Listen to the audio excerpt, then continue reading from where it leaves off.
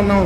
మేము అందరినీ కూడా ఏ రాజకీయ పార్టీకి సంబంధం లేకుండా గౌడ సంఘంలో ఉన్నటువంటి అన్ని రాజకీయ పార్టీల్లో ఉన్నటువంటి నాయకుల్ని మేము ఈ కార్యక్రమానికి ముఖ్య అతిథులుగా ఆహ్వానించడం జరిగింది.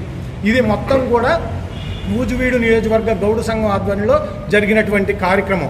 ఇది ఏ రాజకీయ పార్టీకి సంబంధం లేనటువంటి కార్యక్రమం, అట్లాగే ఏ వ్యక్తికి కూడా సంబంధం లేనటువంటి కార్యక్రమం, కూటమి ప్రభుత్వానికి కానీ ఎవరికి కూడా సంబంధం లేనటువంటి కార్యక్రమం.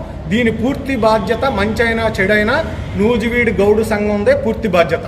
కాబట్టి ఈ ఆహ్వాన సంఘం ఏదైతే ఉందో ఆ ఆహ్వాన సంఘం ముఖ్య అతిథులందరినీ కూడా ఆహ్వానించడం జరిగింది. వెళ్ళి ప్రత్యేకంగా వాళ్ళ ఇండ్లకి వెళ్ళి వాళ్ళని కలుసుకొని ఆహ్వానించాం. ఈ కార్యక్రమానికి మేము మా గౌడ సంఘంలో ఉన్నటువంటి రెవెన్యూ శాఖ మార్చులు అనగాని సత్యప్రసాద్ గారిని ఇన్వైట్ చేశాం. అలాగే శెట్టిబల్జ కమ్యూనిటీ నుంచి కార్మిక శాఖ మంత్రిగా ఉన్నటువంటి వాసంశెట్టి సుభాష్ గారిని ఇన్వైట్ చేశాం. సుమన్ గారిని, సినీ హీరో సుమన్ గారిని ఇన్వైట్ చేశాం.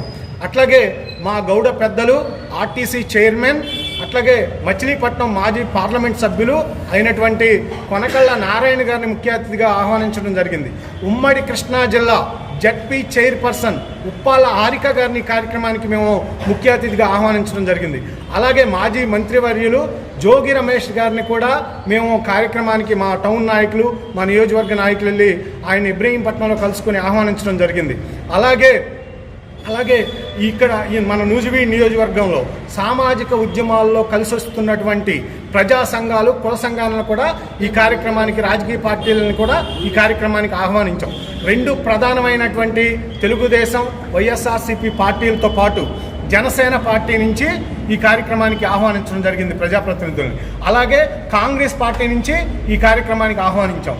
అలాగే సిపిఎం, సిపిఐ, బీజేపీ ఈ మొత్తం ఈ ప్రధాన రాజకీయ పక్షాలన్నింటినీ కూడా ఈ మన సర్దార్ గౌతులచ్చ గారి ఈ విగ్రహావిష్కరణ కార్యక్రమంలో పాల్గొమ్మని స్వయంగా ఆహ్వానించడం జరిగింది.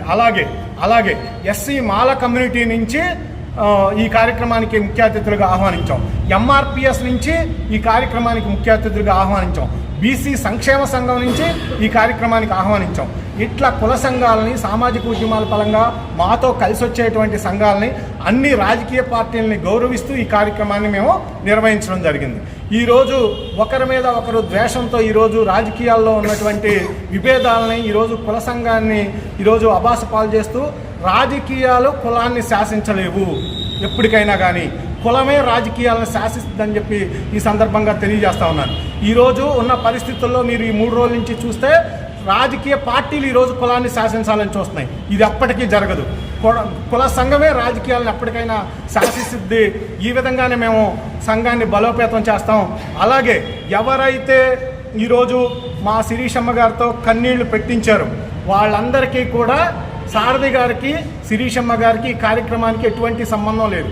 ఇది పూర్తిగా గౌడ సంఘం ఆధ్వర్యంలో నిర్వహించిన కార్యక్రమం అని చెప్పి మరి ఒక్కసారి తెలియజేస్తూ